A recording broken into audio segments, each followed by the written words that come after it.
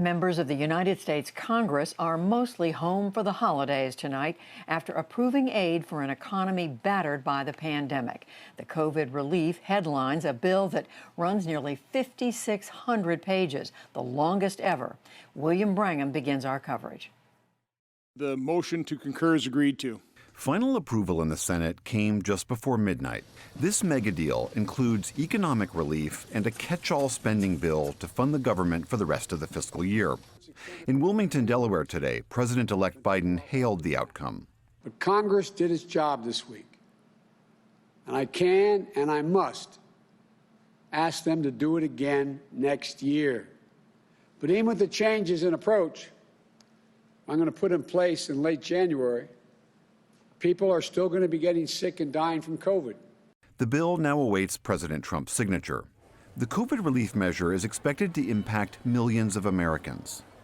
It includes direct payments of $600 each for those earning less than $75,000 a year, supplemental benefits of $300 more each week for 11 weeks for the unemployed, that's over and above state benefits, $25 billion in rental assistance, an extension of the CDC's moratorium on evictions, and $248 billion for the Paycheck Protection Program to help hard-hit small businesses.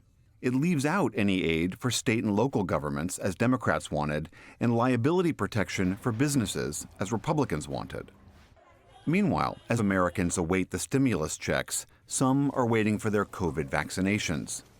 Elderly residents at a retirement community in Sumter County, Florida, received theirs today. Governor Ron DeSantis vowed to go all out in a state with a large population of seniors.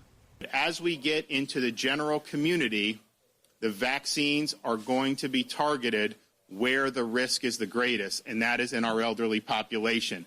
Elsewhere, at the National Institutes of Health in Bethesda, Maryland, 6 frontline workers received their vaccinations today, along with Secretary of Health and Human Services Alex Azar. I am just so grateful to NIH and Moderna and all the participants in Operation Warp Speed for bringing us to this point where now we can see the light at the end of the tunnel. NIH Director Dr. Francis Collins got his shot as well, as did Dr. Anthony Fauci, Director of the National Institute of Allergy and Infectious Diseases. I want to encourage everyone who has the opportunity to get vaccinated so that we could have a veil of protection over this country that would end this pandemic. That protection cannot come soon enough, especially in California, where the number of serious infections is overwhelming hospitals and intensive care beds are at zero capacity. We're getting crushed.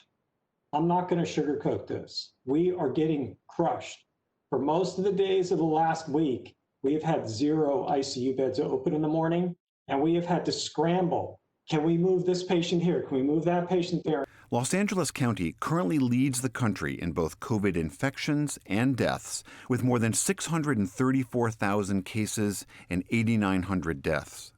The Los Angeles Times reports that nearly 2,900 Californians have died from COVID-19 in just the past 2 weeks. Dr. Christina Gali is director for the LA County Department of Health Services. When you have 1 in every 64 people who might be infected out there, you start to see how you can very quickly lead to massive escalations in the number of cases. Hospitals do more than care for COVID patients. They just don't have the staffing and the resources that are available to be able to care for all of the patients that need that acute level of care. And that puts everyone's lives at risk. Dr. Gali also asks people to rethink their holiday plans. Just stay at home. I know that that's not what anyone wants for the holiday. It's not what I would want for the holiday either. But we need to get through this, and we're only going to get through this if everyone can come together and do their part. For the PBS NewsHour, I'm William Brangham.